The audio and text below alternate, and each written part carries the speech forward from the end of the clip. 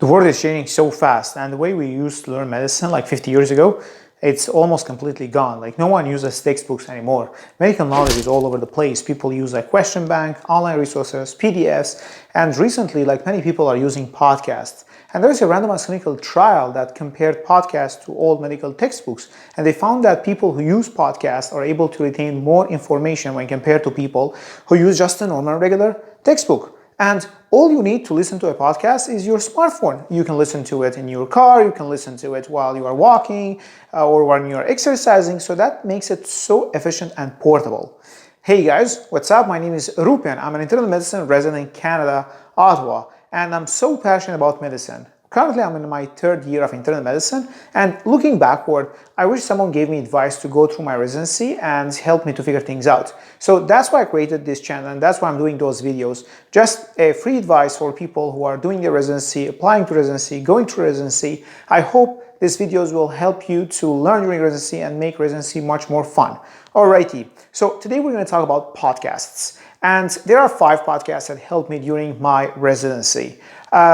There is no such thing as the best podcast. All podcasts are great, but different podcasts have different flavors. They have different type of discussions. They have different way of approaching medical issues. And they might also talk about like non-medical issues as well. So let's talk about those podcasts.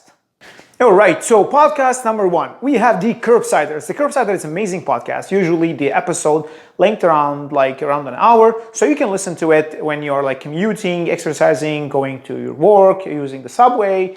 And usually their episodes come in different flavors. The structure of their episode is they bring someone and interview people who have like a niche in medicine or subspecialty, and they talk about it. The nice thing about their podcast is in the beginning, they always talk about like recommended books and recommended activities. They ask the people who they're interviewing what they like to do in medicine, what they like to do outside of medicine, which I really find it inspiring.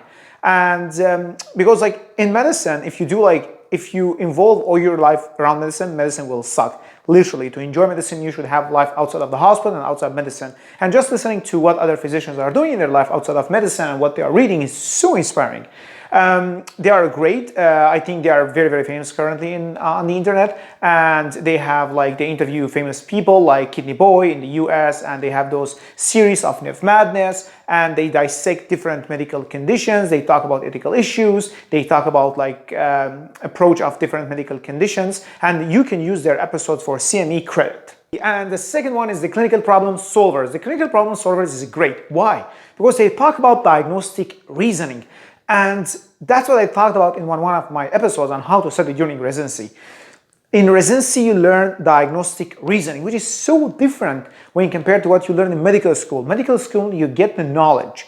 In residency, you learn how to use this knowledge. And that's the goal of the clinical problem solvers. They talk about diagnostic reasoning, how to approach symptoms, how to think about different medical conditions.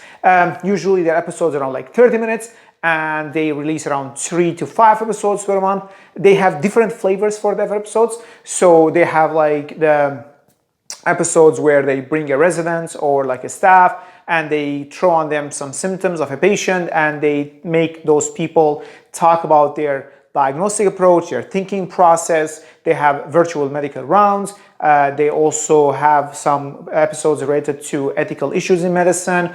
They do also episodes called space learning, where they repeat previous episodes, previous topics. So this will help you just refresh your knowledge on a previous topic that they talked about in their previous episodes. And this is really helpful if you follow them on a long time. And the third one is the Intern at Work. The Intern at Work, I love this podcast. It's made by residents in Canada.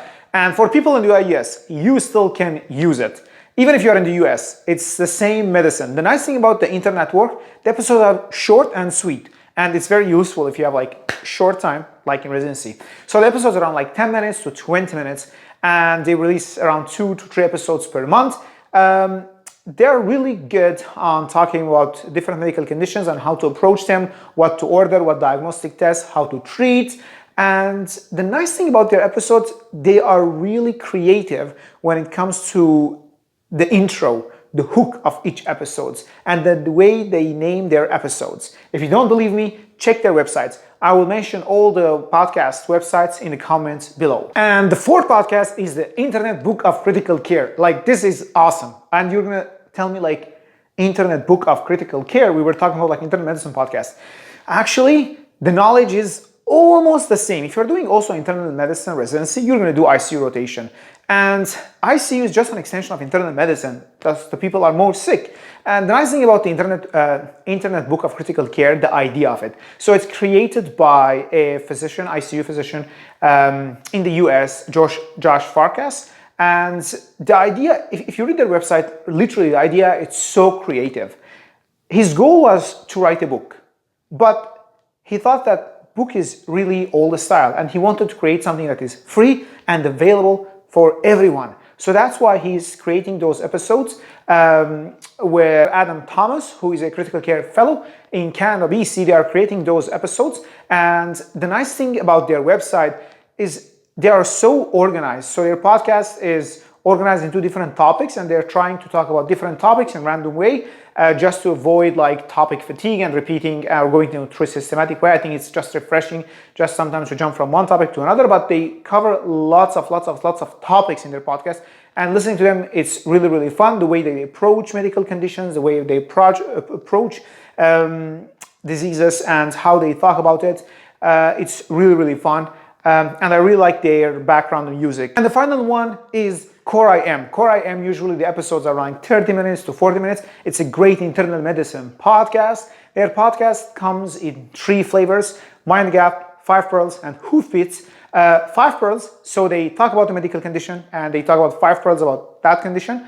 Mind Gap, why we do what we do. And check their podcast so you know what I'm talking about. And Hoofbeats, they talk about clinical reasoning, which is what you're going to learn in residency. Again, there are many podcasts out there. Check whatever podcast you like. Try to follow 1 or 2 podcasts. And then if you want to like learn about other podcasts, I'm going to mention lots of podcasts in the comments. Listen to them, but most of what I used during my residency was the podcast that I mentioned previously. Listening to podcasts are really easy. All you need is your car. You can take notes, you can write them down, or you can just listen to them for fun. All right, guys, check those podcasts and let me know what you think in the comments below. Subscribe to the channel. If you have any questions about residency, about my experience, let me know.